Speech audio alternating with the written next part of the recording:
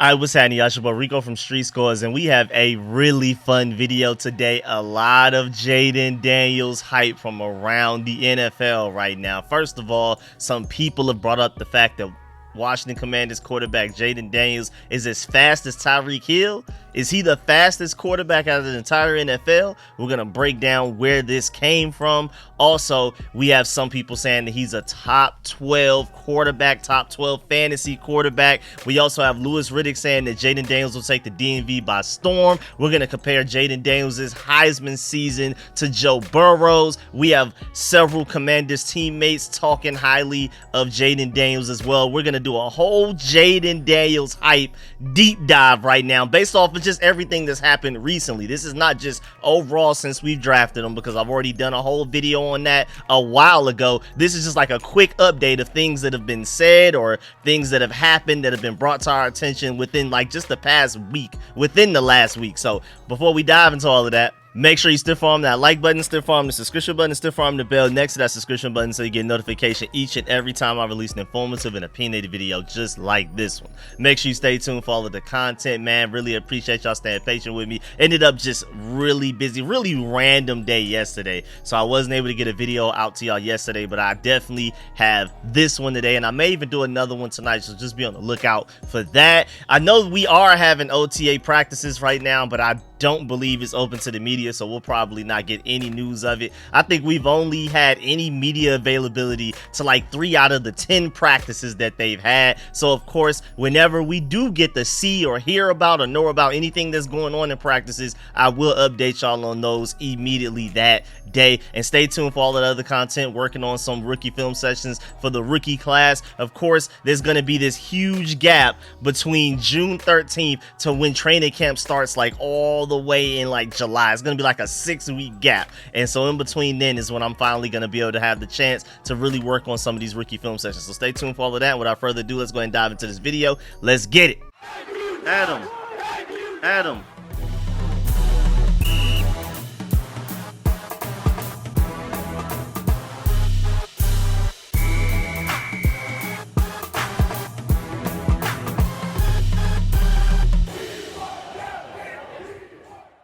All right, so first of all, people noticed recently, like a few days ago, that, hey man, that boy Jayden Daniels might be one of the fastest players in the entire NFL. Like, apparently he ran an astonishing 21.8 miles per hour during his touchdown run against Florida. That was also the same exact game that he became the first quarterback in FBS history to account for at least 350 passing yards and 200 yards rushing in a single game. And as a Georgia Bulldog fan, I would love for it to happen to nobody more than the Florida Gators. So thank you, Jayden Daniels, for that one, big time. But again, he ran 21.8 miles per hour in that game in one of those runs, and that's faster than Lamar Jackson and Justin Fields. I would have loved to have seen him actually run the 40 time, but maybe he's one of those guys that doesn't necessarily accelerate that quickly, but he has great long speed. Who knows, maybe that's why he didn't run the 40 time. Maybe he can't get to his top speed as quickly as Lamar Jackson and Justin Fields can, but maybe he has a higher top speed than those guys. But also, somebody pointed out the fact that if he can run 22 miles per hour, if you round up by 0.2, that's just as fast as TYREKE Hill. TYREKE Hill has only recorded a speed over 22 miles per hour once the entire last season, so that would make Jayden Daniels one of the fastest players in NFL history if he's almost as fast as the guy that is the fastest player in NFL history. But I think Darrell Green would love to have a word with that as well. Even it's crazy because Darrell Green didn't necessarily like kill the 40 time, but whenever he would have a race with anybody or fully padded people out there running against each other, Darrell Green was that guy. And that's another thing I want to point out, that yeah, maybe Lamar Jackson and Justin Fields would have they could have had faster 40 times than him not padded, but we see when padded, Jayden Daniels is faster than Lamar Jackson and Justin Fields, and is one of the fastest players in the entire NFL and the entire NFL history, really. And that's what matters the most, not when you're just wearing regular clothes, but how fast are you when fully padded when it matters most, when it's actually in a game, and Jayden Daniels has that. So that's amazing. That's the first thing that we're going to talk about. Then next up, 3-time first team All-Pro and 8-time Pro Bowl cornerback Patrick Peterson was talking about Commanders quarterback Jayden Daniels on the Rich Eisen show a couple of days ago, June 4th. He said, "I just thought that Daniels was the best all-around quarterback in this entire 2024 draft."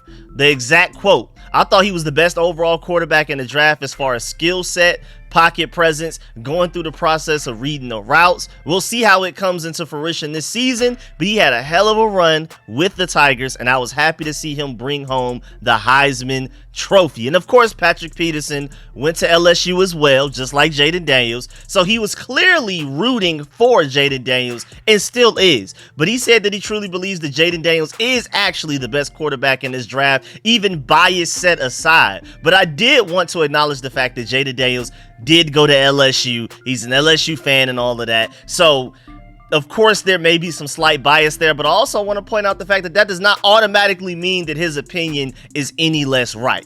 There is still a strong case in Patrick Peterson's corner for Jayden Daniels. And speaking of LSU quarterbacks winning Heismans, I would have loved to have seen Patrick Peterson talk about how he feels about Jayden Daniels in comparison to Joe Burrow. And while we're at it, if you look on the screen right now, when comparing their Heisman Trophy winning seasons, you can actually give the slight edge to Jayden Daniels. And I mean, we'll see what Brian Thomas Jr., Malik Neighbors become at the next level. And I think they are elite wide receivers, but I may honestly give, now granted, hindsight's 2020. Maybe this is just like we've seen what Jamar Chase and Justin Jefferson have done at the NFL level. We haven't seen what Malik Neighbors and Brian Thomas have done at the NFL level. But if I had to pick today which pair I think is going to end up being better 5 years from now, I still have my money on Jamar Chase and Justin Jefferson, but that's just me personally. Some argument is that Joe Burrow probably had the better receivers slightly, very close, but very slightly. And at the same time, as you can see,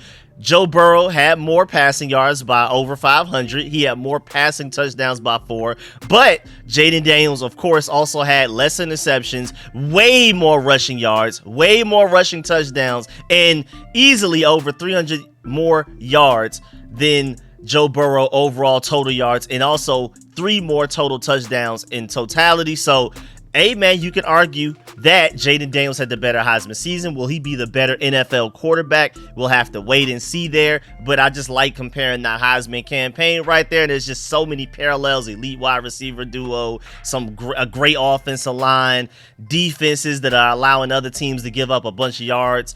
I feel like the parallels are so strong. Both transferred to LSU from their previous colleges. The parallels are insane except for their skill sets. So I just wanted to go ahead and compare that. Now let's keep it pushing with Jayden Daniels. Now, Louis Riddick on ESPN's NFL Live a couple of days ago, June 5th, he talked about how he had high hopes for Washington Commanders rookie quarterback Jayden Daniels. He said that he's going to take that town, the DMV, by storm. Shouts out to DC Sports Experience for this graphic right here. You can follow him at DC Sports XP on Twitter, always producing great graphics just like this one. And that's the quote. That's the quote right there. He's going to take this town by storm, and I love that. And if anybody would know, I mean, it's Louis Riddick, who's even worked for the Burgundy and Gold in the front office role before. So if anybody is tapped into the DMV area that's a part of ESPN, you know, like the national media, it would be Louis Riddick. His exact quote: "It's hard not to get super excited about Jayden Daniels. He's going to accept the challenge of playing behind an offensive line where 3/5 of it will be new."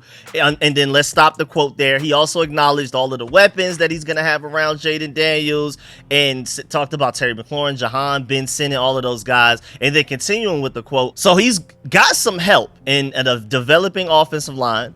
But as far as himself and what he is doing, you've seen some of the clips from throws he's making already in OTAs, and it's spectacular. And I've had correspondence with people down there who have said very rarely does the ball hit the ground. He puts the ball exactly where it needs to be put. He can throw with touch. He can throw with velocity. He is a student of the game, and he's somebody that, most importantly, that the players gravitate towards around him already. They want to be around him. They want to be accountable to him. They want to do better for him. He's going to take that town by storm as everything grows along around him. And I have 100% confidence in that, unquote, man. And those are very high regards for Jayden Daniels, who is still only in voluntary OTAs. We still haven't even gotten to mandatory mini camps. We're not even close to training camp yet, let alone the preseason, let alone the regular season when games actually matter. But from everything that we're hearing and seeing so far about Jayden Daniels, from people close to the situation, people who have access to the practices and everything like that, everybody is very high on Jayden Daniels right now. Truly believe that he can be the star and the face of the franchise that the DMV area has been looking for their football team for a long time. And then this is also coming from somebody that felt like Jayden Daniels was the best quarterback in this entire class as well. You already talked about Patrick Peterson saying that just a few minutes ago in this video. Then you can also add Louis Riddick to that as well. Now moving on, then you have Field Yates on the DraftKings network, and he's doing his fantasy feast whole segment and things like that. He talked about why Jayden Daniels was ranked ahead of Caleb Williams in his fantasy football right now in his Fantasy Feast podcast. He said, quote, "Caleb is an awesome athlete, but Jayden Daniels is a rare athlete," unquote. So this is another guy that has Jayden Daniels above Caleb Williams, maybe not necessarily overall, but at least fantasy quarterback wise, Phil Yates likes Jayden Daniels more than he likes Caleb Williams. Because he also said in the quote, "If you go back and look at quarterbacks historically and take a much smaller snapshot of like the past 5 seasons, there have been a ton of quarterbacks that have impacted the game with their legs. And there have been very few that maybe Marcus Mariota from a couple of years ago that you can say that was not a starting level fantasy football quarterback. If you can rush for 500 yards in a season as a quarterback, there's a pretty darn good chance that your floor is relatively high. But we're not just chasing the floor in fantasy football. We're, of course, chasing the ceiling as well. And while Caleb Williams may have been the best wide receiver trio in the entire NFL, it's not like Jayden Daniels has a terrible situation around him with those wide receivers. Terry McLaurin, perpetually perhaps underrated, but maybe more importantly, just played with bad quarterbacks. He and Jahan Dotson, a very reasonable starting point for Jayden Daniels to be throwing the football to this year. I think Jayden Daniels is in a pretty good spot to be a top 12 quarterback this year. Finish quote. Again, that is Field Yates right there. And to Field Yates' point, this is what happens when you don't have a spy on Jayden Daniels at all times.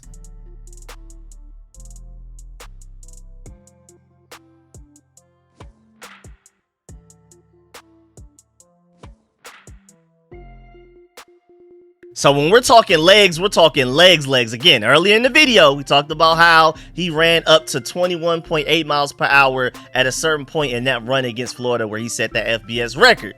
And that 21.8 miles per hour is faster than Lamar Jackson and Justin Fields, and almost as fast as Tyreek Hill. You're seeing it with video evidence in that clip against Alabama. Alabama, one of the fastest, most explosive and athletic defenses out of the entire college football. He's not doing this against some random school. This is not only the SEC, but this is one of the top of the SEC, one of the most elite defenses, again, in all of college football he's doing this against. So to Phil Yates' point, when you're able to run the ball, just in general, but then to the extent of like a Jayden Daniels, how he can run the ball, on top of the fact that he's more so a quarterback that can run than a running quarterback that can pass, which just makes him unfair. I believe that was Nick Saban that gave that quote a while ago to basically say, yeah, like his legs are elite, but at the end of the day, he's a pure quarterback. His legs just happen to be an extra superpower that he has, but it's not something that he relies on. But when he wants to utilize it, that's the type of diddly production and elite athleticism that you're going to see out of him on the field.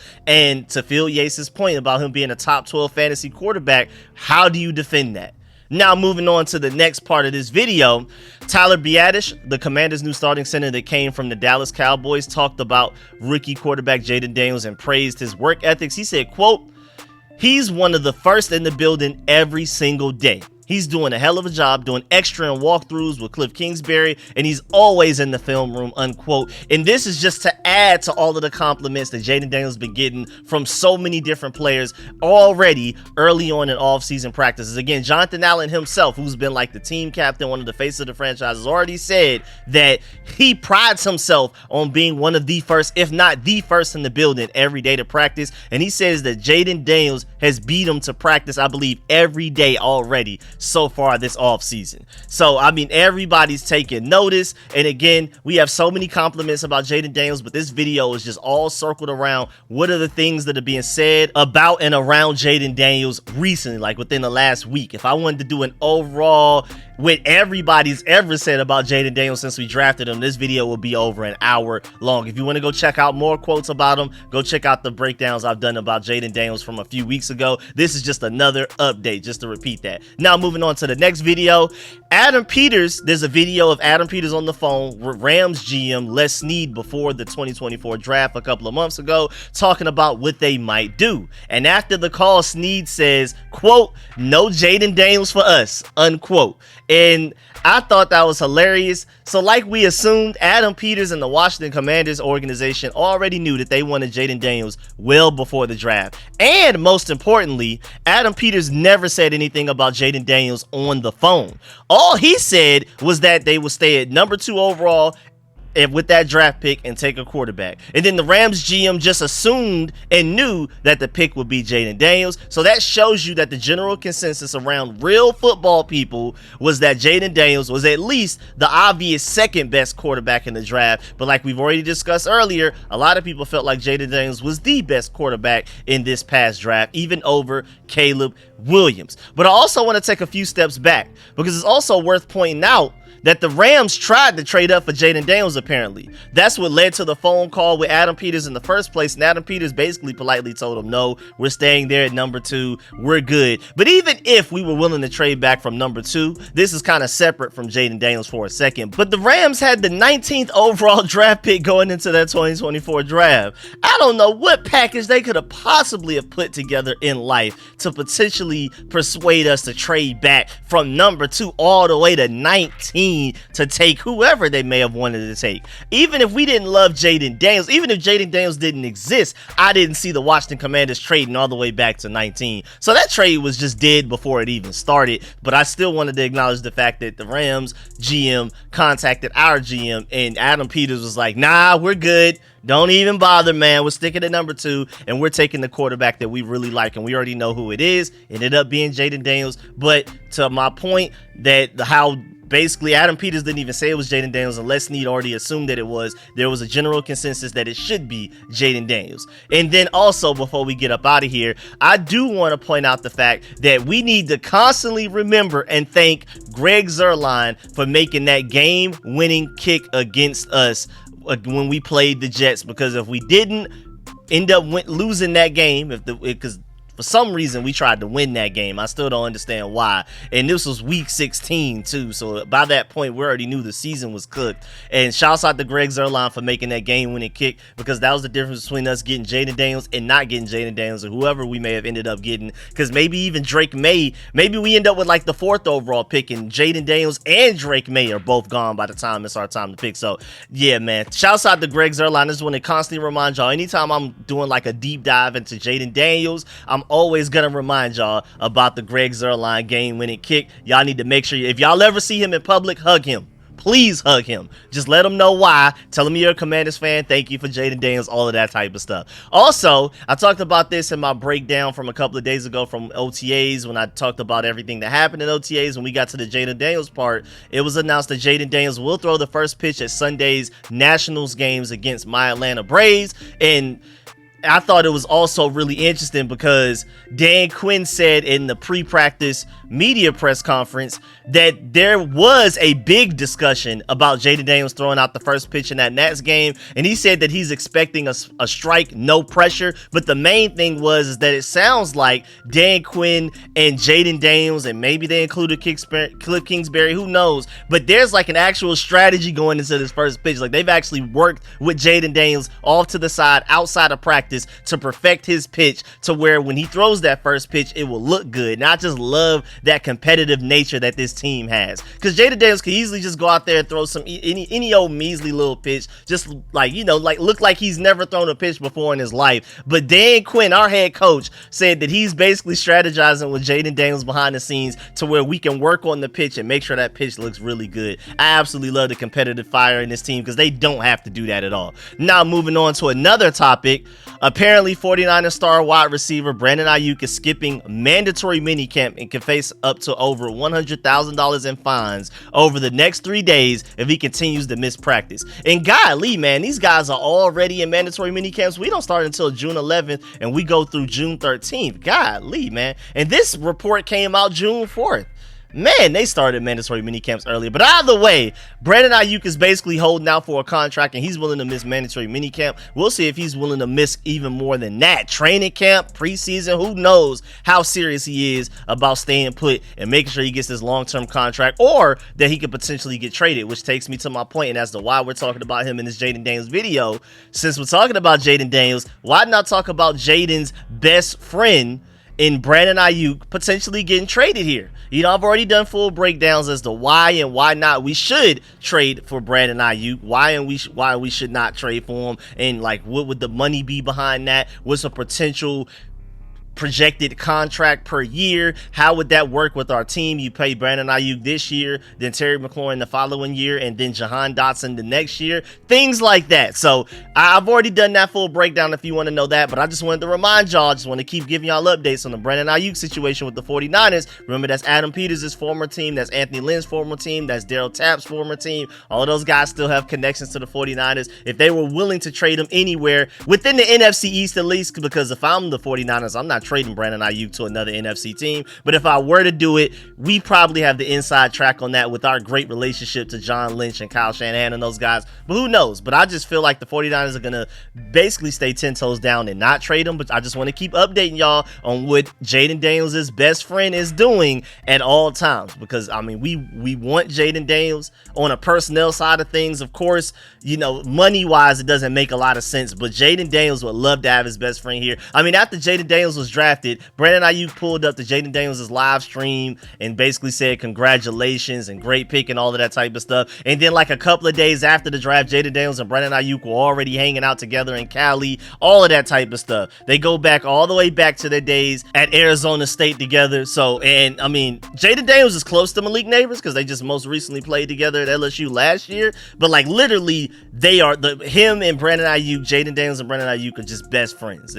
That's like the relationship right there. He's also close friends with CJ Stroud and a lot of guys around the league already, but Brandon Ayuk is like literally the best friend. So I know Jayden Daniels is doing everything that he can to fight for Brandon Ayuk to come here. And again, with the Brandon Ayuk situation not looking good for the 49ers, just keep a lookout. But again, logistically, it doesn't make a lot of sense for us, but I'm gonna keep y'all updated, just literally because that's Jayden Daniels' best friend. If Jayden Daniels and Brandon Ayuk did not have a serious connection, I would stop talking about them. Because yeah, it would be nice to add receiver talent here, but there are a lot of different receivers we could talk about. We could talk about T. Higgins, or maybe none of them are even worth talking about just in general. Only keep bringing up Brandon Ayuk just because of how close he is to Jayden Daniels. And then lastly, before we get up out of here, we have Jayden Daniels versus Drake May on national TV. That was recently announced by the NFL earlier today. As of 10:30 a.m., they announced the NFL preseason national television schedule. You have the Hall of Fame game, of course, in Canton, Ohio, between the Texans and the Chicago Bears. That will be nationally televised, ESPN and ABC. That's Thursday, August 1st. Then preseason week 2, you have Sunday, August 18th.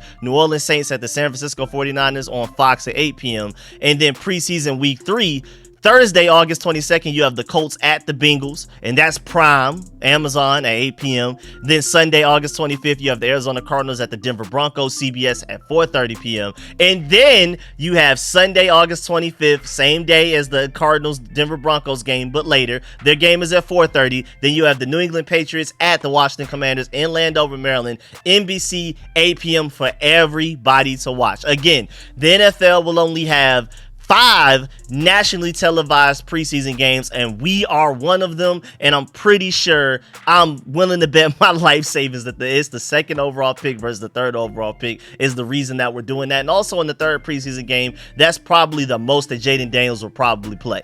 Maybe the week 1 one he'll play like a quarter, maybe the week 2 one he'll play maybe like a half, maybe like a quarter and a half, who knows, maybe like almost 2 quarters. And then the 3rd one is when they're trying to actually get ready for the regular season. So I'm assuming he plays until they feel comfortable with taking him out, until they see enough results, maybe score like a touchdown or 2, and then they take him out. So maybe he'll play long, maybe he won't play long at all, just depends on how efficient the offense is. Who knows? Preseason is really weird. Every team has their own new strategy. We have a whole new coaching staff here, whole new offensive coordinator, GM, and everything. So nobody exactly knows what the strategy will be going into that game. But my main point is that we will at some point have some Jayden Daniels versus Drake May action going on, and I'm really excited to tune into that because I feel like Jayden Daniels definitely has the leg up on Drake May, especially right now. We'll see where they are 5 years from now, but today I easily got Jayden Daniels looking better than Drake May in that preseason game for everybody to watch. So I'm excited about that. But yeah, man, that's the end of this video. Please get in the comment section. Let me know how you feel about everything discussed in this video. Please stiff arm that like button, stiff arm the subscription button, stiff arm the bell next to that subscription button so you get notification each and every time I release an informative and opinionated video just like this one. If you want more fun, random videos like this where it isn't necessarily like an official update of the team, like us signing a free agent or us cutting a player or something like that. If you want more fun, random videos like this, let me know in the comment section. Of course, let me know in the comment section if you agree or disagree with any of my points that I made in this video, and of course any of the points that were made in this video, but all of the different people that were discussed in this video. We have the stats that Jayden Daniels is one of the fastest quarterbacks in the entire NFL. We have Louis Riddick talking about him, Patrick Peterson, Field Yates. We have a fellow Commanders teammate and center Tyler Biadasz. We have so many different parts about this Jayden Daniels breakdown today. Let me know which parts you found most interesting, and again, let me know if you agree or disagree with any of the points made in this video. Again, once I get some time, I really want to sit down and try to read and reply to as many comments as possible, so just stay tuned. And like I always try to remember to tell y'all in every video, but I miss it a lot of videos. But if you have a comment that you really want me to see, do not be afraid to say it again in another video. I don't consider it spamming. Just don't, repeat it multiple times in the same video. But until I see it and give you a reply, if you need to comment it on every video, feel free to do that. I do not mind, but I'm really working on trying to read and reply to as many comments as possible, like seriously. And so make sure y'all stay tuned for all of the more content that's on the way, rookie film sessions, all of that type of stuff. And most importantly, do not leave this video without leaving a like. I really appreciate y'all. I'm gonna catch y'all later. I'm about to check out this Summer Fest, this Summer Gaming Fest. Y'all know I'm a big gamer, so Summer Gaming Fest, 5 p.m. Eastern time. I'm about to put, so let me hurry up and get this video out there. It's 3:51 p.m. I'm gonna try to have this out there before 5 p.m. so I can tune in. Make sure y'all stay tuned with all of the channel content coming out. I really appreciate y'all. I'm not missing another day. Catch y'all later. I'm out.